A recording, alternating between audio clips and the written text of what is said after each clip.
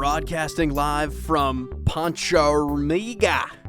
This is Pop Culture Reference, your one-stop reference for all things pop culture. I'm one of your hosts, Seamus Connolly. And I'm Garrett Strother. And bringing it all the way back to whenever we did the first season of The Bad Batch. Today we're talking about Season 2 of Star Wars The Bad Batch in preparation for Season 3, which is coming out very soon. I'm very excited about Season 3. Season 2, as much as I like Season 1, is such good Star Wars television. Yeah. I'm really excited to talk about it with you. But we do have some stuff to get through in the news first, including a Paramount panic.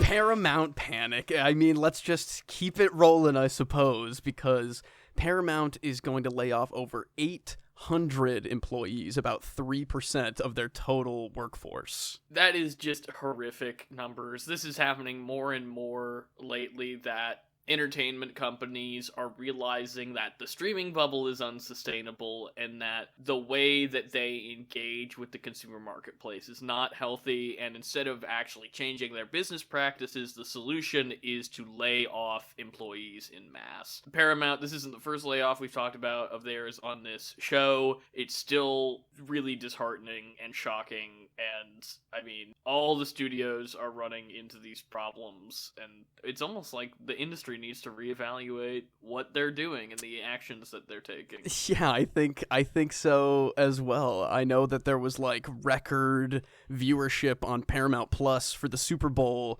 this last weekend, and this is just like right on the heels of that kind of milestone that they've hit. So it's, you know, every other week I feel like we have some kind of panic or nuisance of some kind, and you know, it's always either crackdowns on the streaming services that are just getting more and more locked up with new roadblocks for sharing and actually accessing the media, and layoffs. So we are in the trenches right now. Hopefully we won't have another one for some time, but I doubt that will be the case. But in some other more interesting news here, we have finally casting for the new Fantastic Four that is actually going to be in the MCU.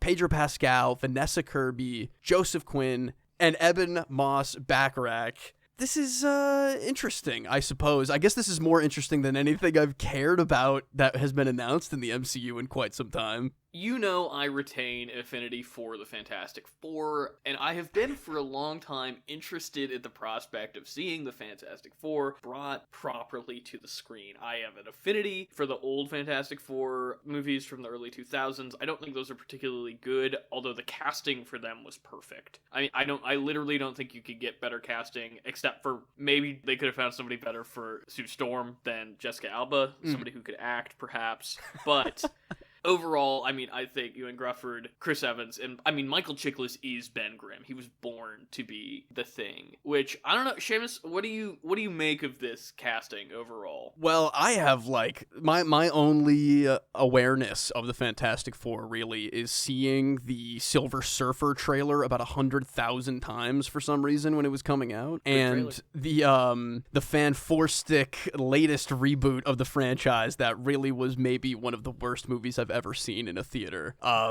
So I don't know what to make of this. I know, didn't you have Pedro Pascal in a different role in your mind if they were to ever tap him for a Fantastic Four role? Years ago, before you and I started this podcast, I was adamant that Pedro Pascal would be a great Victor Von Doom. Yes, this is before yes. Mandalorian, this is before Last of Us. Like, that was just from Game of Thrones. I was like, I think he could do a really interesting take on that character that would be different from the comics, but still true to his, like, essence. I don't see him as Reed Richards. He's charming and smarmy, but I don't think he's the right fit. Yeah, I'm unsure as well, I guess I should say. And the other guy, the Stranger Things guy, I don't know. I guess if anything, this might be something to drag me back in to a little more on the Marvel side of things. It looks interesting. It seems like it's going to be more based on the 60s era version of these characters, is from what the announcement poster looked like. So that's, I like that idea. Seamus, what has been my pitch for the Fantastic Four in the MCU literally forever? Is it exactly this? It has been, we have a TikTok up about it, well, part of it. I have always held that you do a 60s or 70s set, young Fantastic Four movie, then you age them up and bring them into the mainline MCU as older actors. I mean, do you think that is maybe the route they're trying to go here with this No, one? I don't. mean, it I seems everyone's they're kind of in their own age here. It really heavily seems to be implied that this is set in the mid-60s. You have The Thing reading a Life magazine from that era with LBJ on the cover. You have a picture of Ben Grimm hanging in the background where he seems to be wearing an Apollo era astronaut suit. I think probably what's going to happen is at the end of this movie, or at the end of a movie or a stupid TV show or something, they're going to go into the negative zone and pop out next to Doctor Strange or whatever. Yeah, something like that. You know how over Marvel I am, but I am excited about the idea of maybe this being a little bit more separated out, because I do think that if there's anything that could maybe get me like an inkling excited about a Marvel property, it is the Fantastic Four. I really do enjoy them. They're Marvel's first family. I don't love this casting overall, as I alluded to with Pascal. I think Joseph Quinn, despite the fact that they cast him definitely for the wrong reasons, they cast him when he was really hot off the 4th season of Stranger Things, and he was like a really popular character a year ago. Yeah, I was wondering about the timing of it all myself. So clearly, that's like stunt casting, I think, but at the same time, I think he's a good fit for the role, and I would rather, no offense to him, I'm sure he's a nice guy, and he was good in Stranger Things. I'd rather see him cut up in the Marvel machine than a better actor, an actor like a Taron Egerton or a Zac Efron or something. Yes, I could agree with that. Which it brings me to Vanessa Kirby, and I love Vanessa Kirby. I don't think she's right for Sue Storm. I just don't see the vision, but I think she's a good enough actor that is so good at changing the way she presents herself, even looking at the way she presents herself in something like The Crown, Mission Impossible, and of course your favorite movie, Hobbs and Shaw. Oh, of course. 3 very different performances, I think. And I believe that she can take on new personalities. And I'm not super thrilled to see her stuck in the Marvel machine, but I'm interested to see what she does with the character. Well, my mind has been going to, I know with the expulsion of our current or the past Kang here, and I know the relation to Reed Richards is a little more important, I would say, I guess. Maybe they're trying to also use this kind of casting to move into a recast position for what Kang and his variants might become in the future. They also just might not address that, but they might not adapt that part of the character. Oh yeah, I guess that's possible, yeah. Like, I know they've made like cute little references to it in Loki and stuff, but I feel like they could just, like, the MCU's happy to ignore tons of stuff. Yeah, that they've proven that, yes. Which is, I don't even necessarily, like, that's part of adapting something. I don't hold that against, I hold lots of things against the MCU. I don't hold that particularly. I also think that Eben Moss-Backrack is perfect casting for The Thing. Good for him. He's great. Love him on Andor. Love him on what I've seen of The Bear, you know. Yeah, I've been hearing a lot about, him on The Bear as of this casting announcement, and I guess I should really watch The Bear. I've been told that by a million people.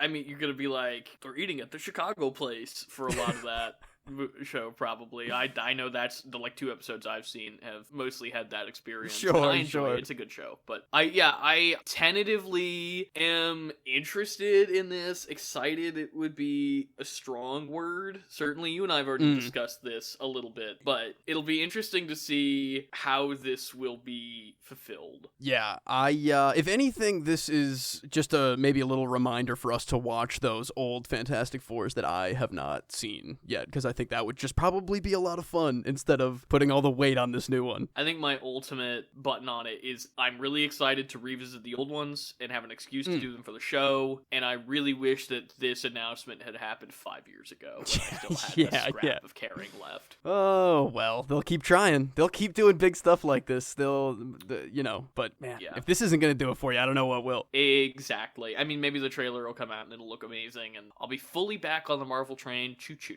Maybe H.E.R.B.I.E will really bring it back, but we'll come back to H.E.R.B.I.E in our reference this week. But in our last bit of news here, Microsoft has come out and announced that there is some truth to the rumors that Xbox exclusive games will be expanding to other platforms, but they are not the ones that you actually want to play, like Indiana Jones and Starfield. Yeah, they've been really in the cycle lately of like there's a huge announcement coming up or really, and I mean this is, kind of a bigger step for this big of a studio, but I was really hoping it was Indiana Jones. Starfield, whatever, who needs it? But Indiana Jones, that was a gut punch to hear today. A gut, like a pile of leather jackets getting hit with a baseball bat. Exactly. Oh god, exactly. Truly the hardest hitting sound I've ever heard, maybe. And I mean, I don't know, I would be open to buying some of these, but it's the stuff like Indiana Jones and Starfield, the console sellers, that I'm interested in having on the console I already own. Yeah, they made a very specific point. Phil Spencer, I believe, is the head of Xbox, said that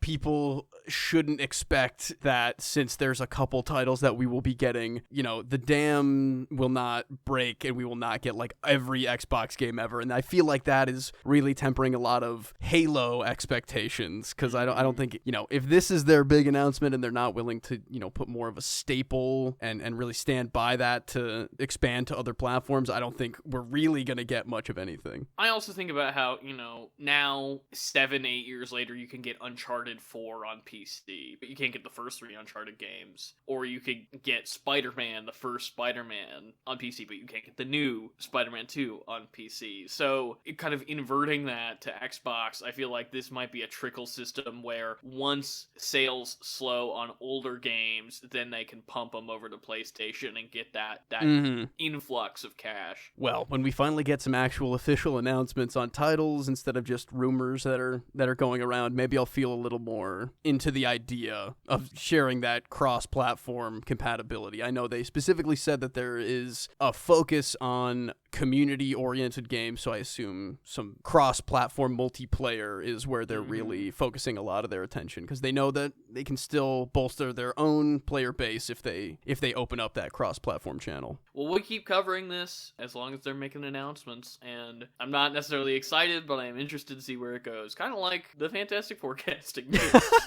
It's all coming together. But why don't we go ahead and find out what you thought, and I guess what I thought too, but I already know that, about The Bad Batch Season 2. Let's do it.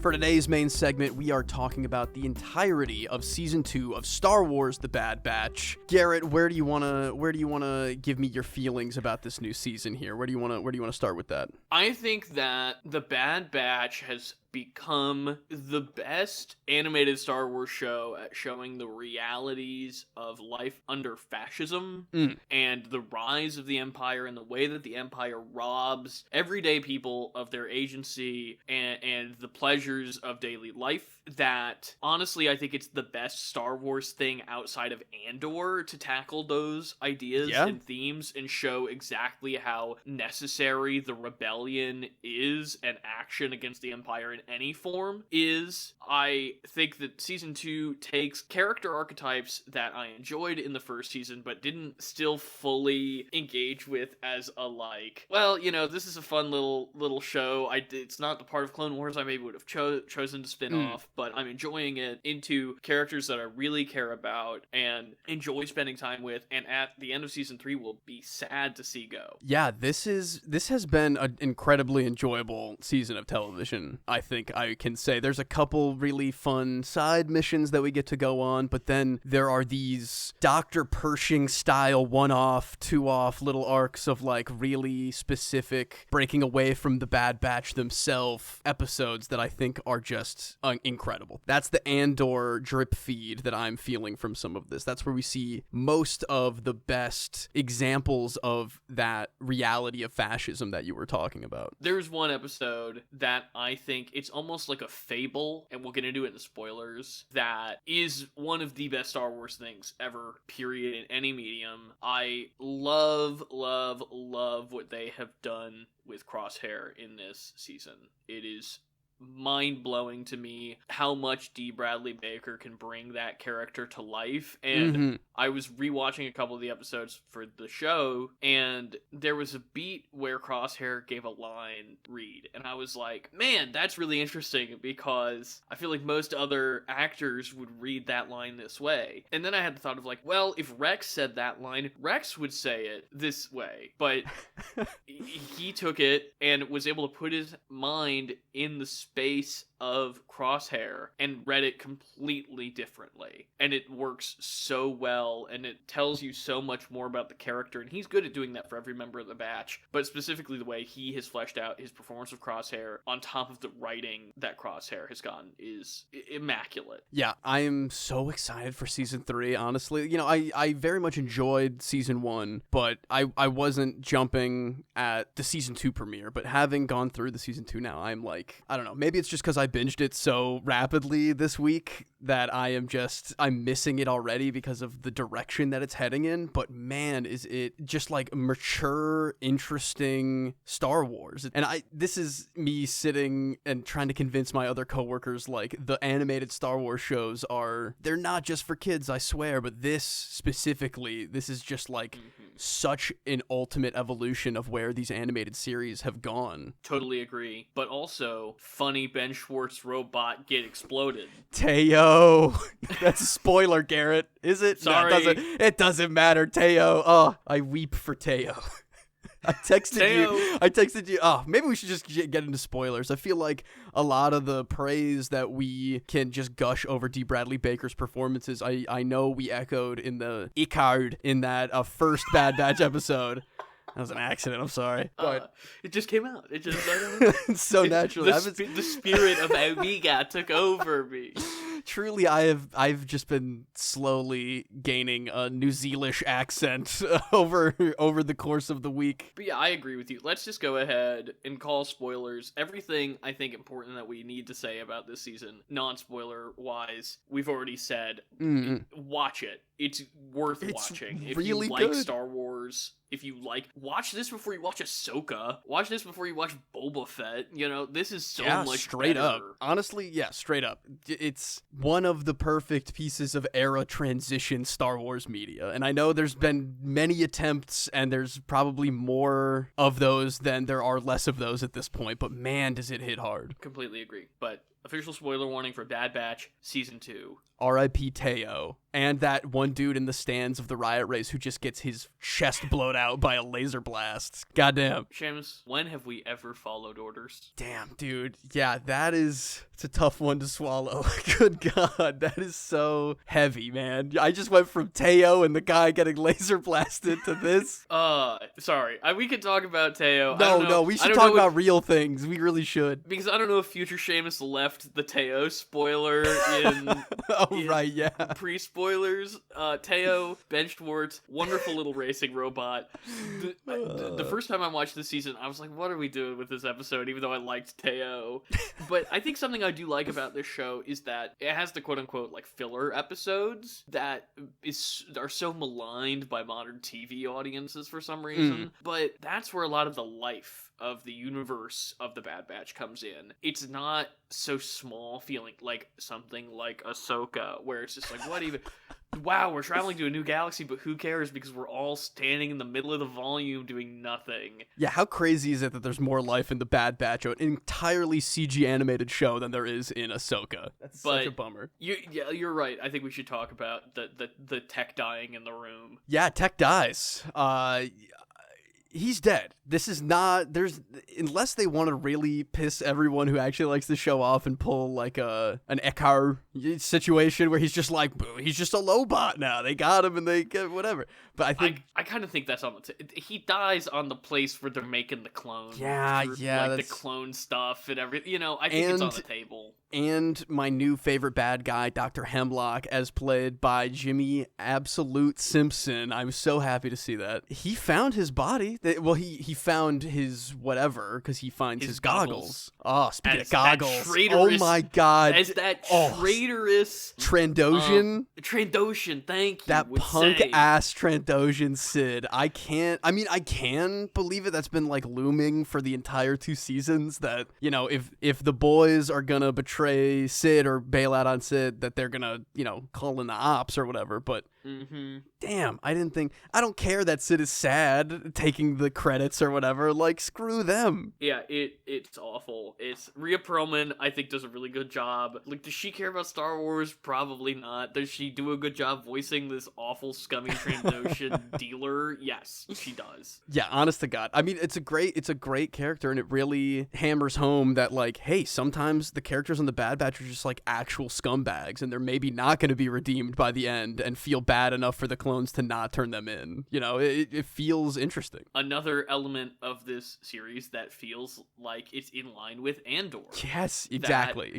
It's much more realistic about the realities of living in a galaxy that is oppressed, and people are just trying to figure out their way through the universe without getting squished in any way they can. I think Jennifer Corbett, who is the creator and showrunner of the show, it blows my mind that she has done such an amazing job of maintaining and escalating the quality of this show while working within the limitations that are normally laid over Star Wars animation. I mean, like you alluded to earlier, this is the only one, I think that, and I think we said this even in our season 1 review, it's the only one of the Star Wars TV shows that doesn't from the outset feel like it's made for children. Not that I don't think children can watch it, but it is dark. It's no darker than the Clone Wars, but the Clone Wars hides behind Jar Jar Binks and Mace Windu are going on an adventure. Yeah, it's a little less. It's a little harder to ignore, I guess, when like the background of things are like a small clone child finding out that they don't have rights in their own galaxy. It's like pretty heavy, man. I don't know what to say. There's the backdrop of everything, the capturing and experimentation on the clone army, the conspiracy to like pass the stormtrooper bill or whatever. That's like really it's a lot to take in. The clone conspiracy arc is, my God, incredible. I mean that is as good as a lot of the stuff on Andor. What is I think pretty widely considered to be objectively the best and most mature Star Wars thing. It blows my mind how much depth they're able to find in the allegorical nature of the clones over and over and over again throughout the course of the Clone Wars and throughout the course of the Bad Batch here. The fact that we get to see Bail Organa taking really concrete steps toward helping the helpless, I think is also a really nice like touch of world building that this show adds. But that, yeah, the conspiracy thriller stuff that is, you know, in the shadows of Coruscant is everything Attack of the Clones wants to be, but doesn't quite get to, as much as I love Obi-Wan playing Clue for the Jedi Council. But I mean, right down to the Coruscant Club, it's like, it's incredible. You know, being afraid to leave the club in daylight because there's snipers coming for them. And Senator Chuchi, am I remembering that name right? I believe so, yes. Ryo Chuchi, something like that. I mean, man. And the follow-up episode too, I just remember I wrote it in my notes too. It's just so depressing knowing that no matter like this great mission they're going to like gather this like righteous evidence against this admiral who's pushing the recruitment bill for the new stormtrooper army. Just knowing that it was going to pass no matter what, and how sad that made me for the fun adventure they went on. Oh, it really killed me. And it made me think a lot about like that moment in Obi-Wan where there's just this clone veteran who is clearly fully abandoned by the system, living in the streets. It makes stuff like that hit so much harder, so much sadder. And I love seeing the external. We get to see Palpatine play the system constantly, but we're up there with him. Usually we're seeing it firsthand, but getting an outsider's perspective on how adeptly Palpatine is able to play politics and play public opinion and throw who to this point has really been the ultimate series antagonist, Admiral Rampart, completely out the window and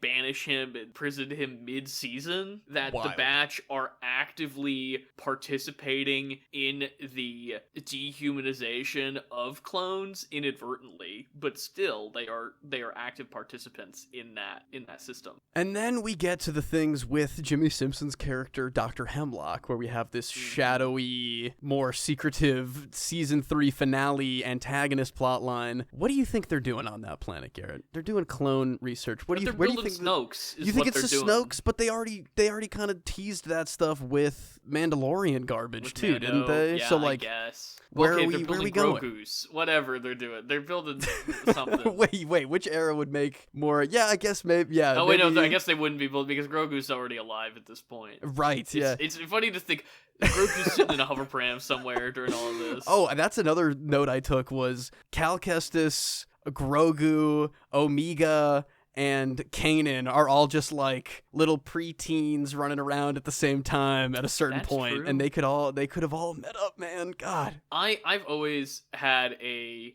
dream that we would get some kind of story of Kanan and well, I guess Caleb, technically. Sure. And Cal training together before Order 66. Dude. I've always thought that would be a really cool, because they should be about the same age. Yeah, and they're like the two maybe coolest new Disney era Jedi that we have in our arsenal here. Not to get too far off the Bad Batch, Kanan is maybe my favorite Jedi, period. And honestly, he's up there for me, and so is Cal Kestis. Like, they're both like these clean slate, like they're not a damn Skywalker or anything. You know, you don't have to. Same thing with, and I don't mean to immediately steer it back to the podcast we're doing, but like, it's not just the clone that's with the Jedi in this series. It's truly the individualities of these clones coming through in ways that absolutely. There's no weight. It doesn't have to be a Rex or a Cody, even though both of those characters are used really effectively in this season. So effectively. Like, the Cody stuff is incredible. That was the first Crosshair solo episode where it was away from Omega and the rest of the boys, and that was fantastic. That was phenomenal. It's so eerie to see Cody not all up in his orange too. It's very strange. And another great episode showing the daily life of not only like an oppressive fascist system, but also colonialism and the colonization of an independent planet. And that is, like, I think one of the great, this is the great epilogue of the Clone Wars, really, is what the Bad Batch is functioning as. And taking all of the best elements of the Clone Wars, a show that is famously probably, like, Rebels I like better than Clone Wars, this I like better than Clone Wars, but taking the best of Clone Wars and putting a really interesting bow on it, not in a way that's neat, but in a way that is asking even more questions than the Clone Wars was able to, I think, during its 7-season run. Well, I mean, again, it's the perfect transitional piece of media. It is the Empire attacking what was a Confederacy of Independent Systems planet. They have the droids. They have this mentality of, like, our isolationist ways, we just want some peace, and it's just brutal to see the clone commandos along with what would then be the stormtrooper armies moving in after that. It's phenomenally done. And I think that brings us to the other Crosshair episode, the one that I think is the standout of the season, where my biggest nitpick with this is the evil general guy in this episode looks too much like Hemlock, and it's confusing. You think so? He looks more like a Whovillian to me. He's got the very sharp nose, so I was able to separate it at least. But this little excursion that Crosshair goes on, there's like really 4 characters in this episode. There's not much to it. There are multiple instances where Crosshair is forced to, despite the fact that he already is a critical thinking, free-thinking clone, confront how much he is a slave to the system. And it feels like Cody's words to him at the end of the previous Crosshair only episode of "That's what separates us from droids" really echo into this episode. Like, this episode is a fable that Cody saw coming. Yeah, right down to just the brutality in the twist of the knife that it's like the cargo in that second episode, The Outpost, where you just have these beaten down, forgotten about clones just holding out, knowing that literally they're dying for their own inevitable obsolescence. Like, it's devastating. And I mean, it's satisfying maybe when Crosshair finally understands where he lies in the hierarchy of the Empire, and he takes out old Whoville guy. But man, it's like, was it worth it?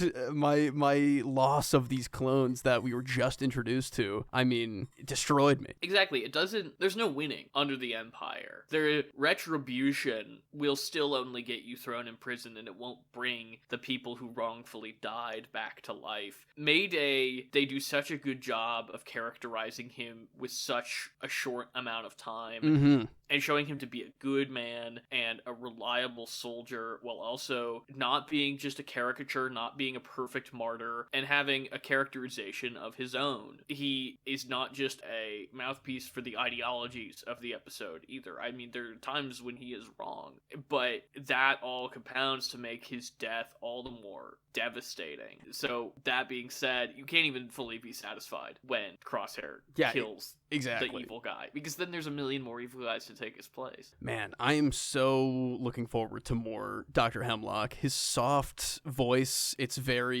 sinister. I'm hoping that whatever is happening in the clone prison experimentation facility isn't gonna really take me out of it, because there's probably 1,000 ways that I can think that whatever's happening is stupid if they're really trying to shoehorn in connections to other short form Star Wars media. But I really like him. I don't want them to fumble the bag right when they're gonna wrap it up. Real nice. I'm of two minds about it, I guess. I don't care about episode 9 connections, but I do also know that I had a lot less patience for the prequels and was a lot more willing to throw them out outright before all of the work that was done in Clone Wars was done. And that so much good came out of the prequels that I'm more willing to take them at face value now. I still have plenty of problems with them. I think that, we have discussed plenty of times on the show the problems I have with the prequels. And someday we should actually probably cover them. We'll maybe do Phantom Menace when it comes out for the 20th anniversary. But as long as Bad Batch doesn't completely devolve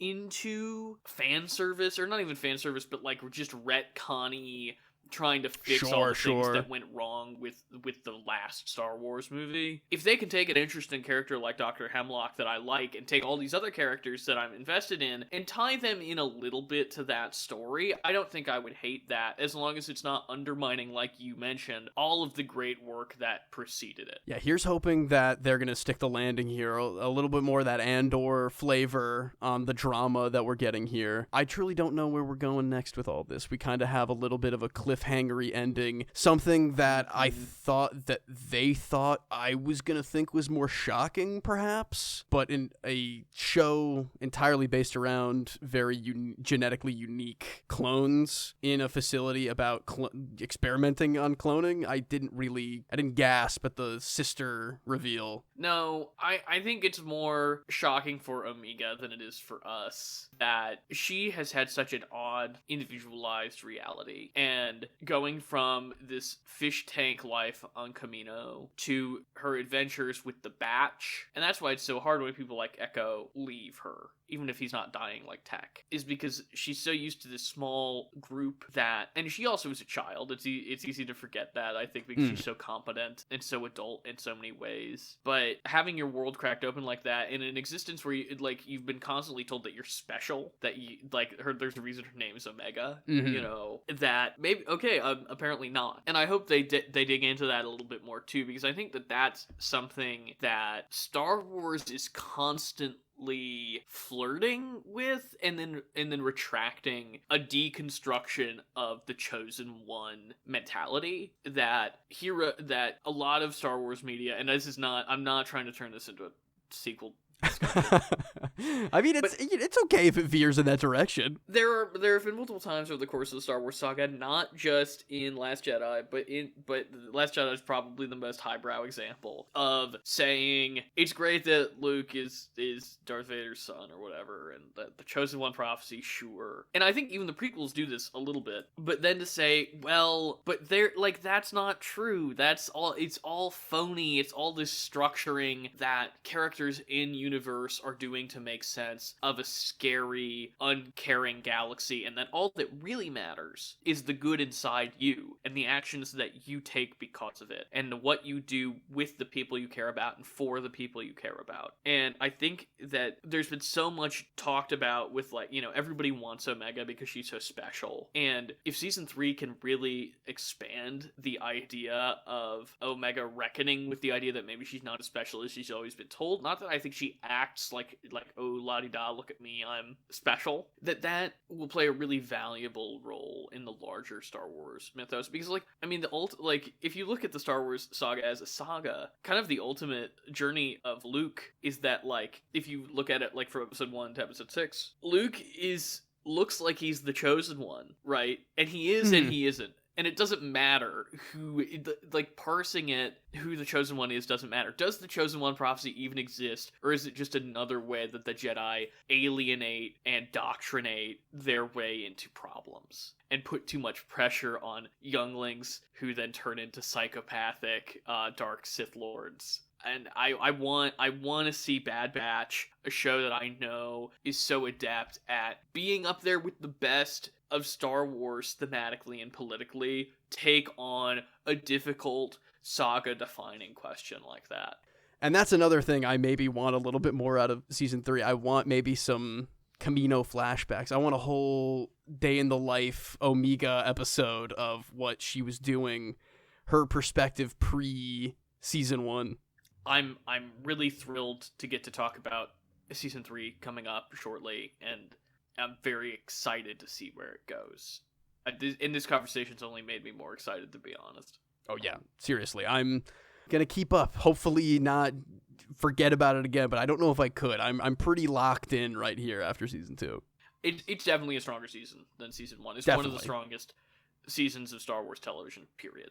And I hope Omega shoots Sid in her stupid lizard face in season 3, but we'll see. We'll talk about it. Yeah, it'll be interesting to see if we see Sid again. That's like, is that the perfect button on that character? Or yeah, honestly, I thought that was a series wrap on Sid.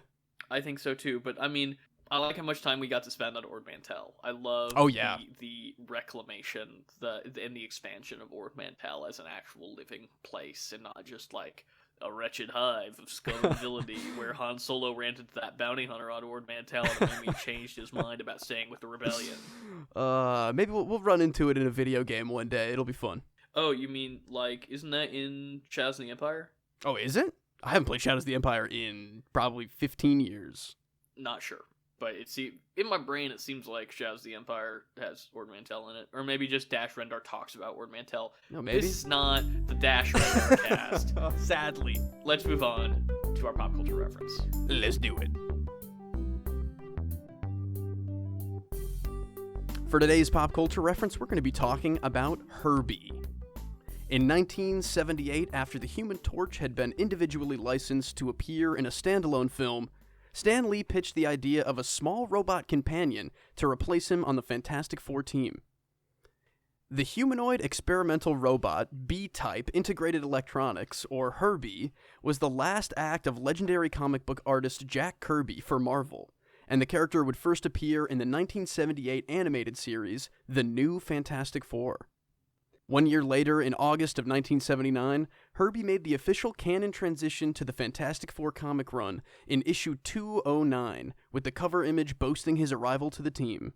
Though almost exclusively associated with Reed Richards and the Fantastic Four, H.E.R.B.I.E. has expanded out into other Marvel Comics headliners over the years, including appearances with Deadpool, Spider-Man, the Avengers, and the alternate universe Marvel Zombies series.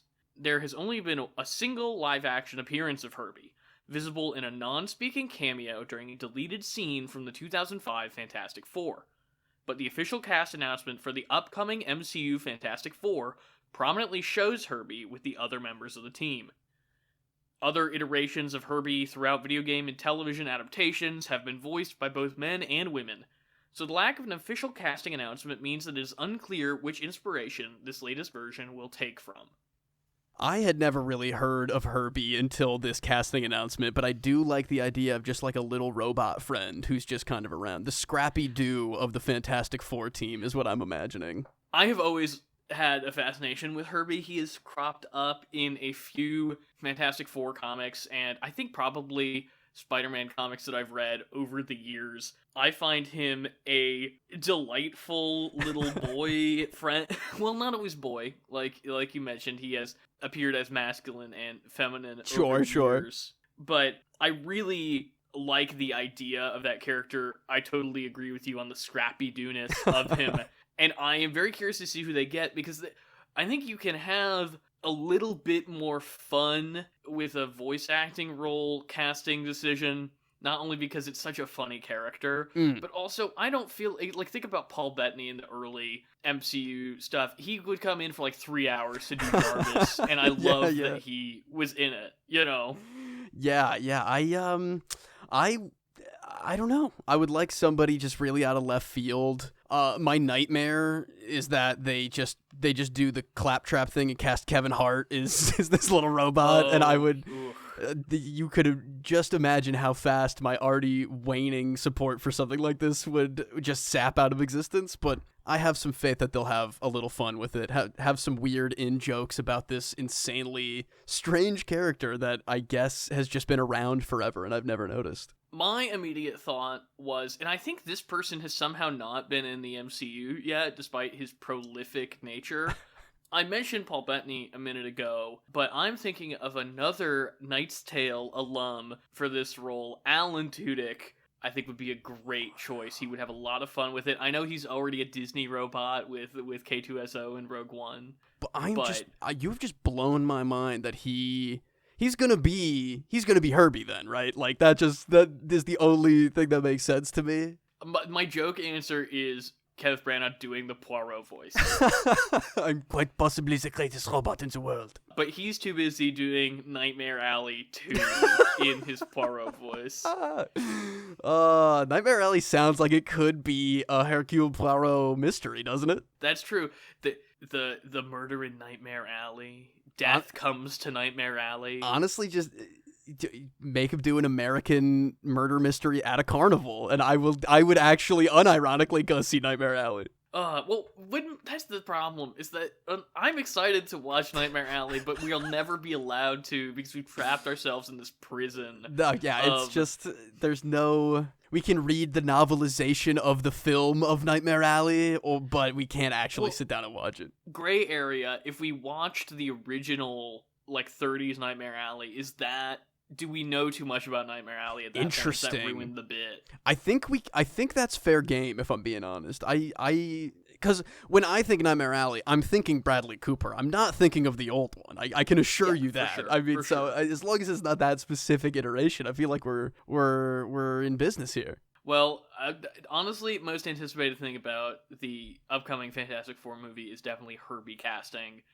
Not to be confused with the Love Bug, of course. Lindsay Lohan should be Herbie. Wow, that's the ultimate meta. I'm in. I'm actually super duper in for that, actually. But why don't we go ahead and move on and save the rec center? Let's do it. Save the rec center! Now it's time to save the rec center, where we bring you our weekly recommendations. Seamus, what's on your list? Well, you've rec-centered it in the past, and I've finally reached the exact same point you did before you rec-centered it, but I have been blasting through Star Wars Jedi Survivor, and I am loving it. I think I have not beat it yet, but I'm far enough into it. I'm right on the cusp of the climax, where I think I have explored and experienced just enough to say that this is maybe one of the most fun modern Star Wars games that I've ever played. And it is entirely, it's like a 100% upgrade from the first Cal Kestis Jedi game. I'm blown away by how mechanically it feels so smooth. And maybe, I'm getting the star treatment of not playing it on launch when it was maybe extremely clunky, but I famously waited until it wasn't that clunky anymore. So I don't even know a world where this game isn't, absolutely beautiful, functions like a dream. I found my two lightsaber stances that I am just honing like a samurai in the desert out here. It is phenomenal, and I will probably replay it instantly as soon as I can. You do everything in one playthrough? I don't know if you can answer me that without spoiling anything, but I would love to know if I can do literally everything. It's so huge. Are you asking me if you can platinum everything without doing a new game? Like, yeah, is there a point of no return where they will give me a fourth wall breaking, like, hey, this is the last mission, if you want to do anything else, go do that style thing? I don't know. Oh, you little bastard. Well, I guess I'll find out soon. I am just absolutely cruising. I was very intimidated by the size of how big everything felt and how vast and new all the stuff was, because I was so perfected in my Fallen Order gameplay, but now that I'm really in it, it is just unbelievable. I was always like, Respawn should just give me Titanfall 3 already, but my god, they really did us good with Star Wars with this one. Yeah, that is maybe my favorite Star Wars game. I think there's so much to love about it. I cannot wait to cover it for the show. I don't even know if we can wait until an inevitable sequel, spin-off, or follow-up to Survivor comes out, because I want to talk about it so much. There's so much to love in it. I need to talk to you about Scuva. We have not talked about Scuva. And I am just really impressed by taking you and I talked with Rocky when we had him on the show for Fallen Order about the promise of that first game. And that Survivor not only delivered on the mechanical promise, but delivered, I think, a much more compelling, interesting story. It has issues, which we'll get into another time, but it's so exhilarating and satisfying while expanding on the things I liked about the first game and also giving me a ton of new stuff I didn't even know I wanted. Absolutely. I cannot wait to wrap it up and really, really get into the details with you. But for now, what do you have to Save the Rec Center this week? I went to go a couple weeks ago see a show in Milwaukee that featured a few different folk artists, and the opening act was a group that I'd never heard of, a folk duo called Golden Shoals. They are all over any streaming platform that you can imagine. And I like folk music. I think that's something that you know about me, Seamus. And they have a really authentic sound while keeping things very modern and having an appreciation for the types of folk that came before, while experiencing new genres without while not betraying that authenticity. I'm not super adept about talking about music. It's something I enjoy, but I don't think I understand very much. But their work really spoke to me. I thought they were incredibly charming, nice people, and I have been listening to them nonstop since I saw them a couple weeks ago. Golden Shoals. You said that they're a local group, or are they no. traveling around? They travel. She is based in Nashville. He is based in British Columbia, but they tour together and record together. Very cool. And they're working on a new album right now. Well, shoot me a link to what you think is some of their best stuff, because I am definitely in for some of that. You were raving about that show the other day, so I definitely want to see what all the fuss is about. Absolutely. I'll shoot you a link, and everybody else, look them up on wherever you get your music, because it is worth a listen. But that wraps us up for our show this week. If you want to reach the show on social media, that's at @PCR_podcast on Twitter, Instagram, and TikTok. Like us on Facebook, subscribe to us on YouTube. Any way you can engage with the show, that really helps us out. If you want to reach us directly, that's an email to popculturereferencepod@gmail.com. Next week, we're going to be covering Christopher Nolan's Tenet. In honor of its 70mm IMAX re-release. We will unfortunately not be getting to see it in its full glory. I don't even think it's playing anywhere near the city of Milwaukee. Correct. I'd love to be wrong about that, but I mean, this is a movie that I have only seen once. I don't feel like I saw it in the prime conditions to fully appreciate and experience it, and I'm excited to revisit it. Yeah, I'm excited to see it for the first time. So I know I've heard very, very, very mixed things about it, so I'm gonna be interested to see which side I fall on. But until then, we will see you next week. Adios, amigos.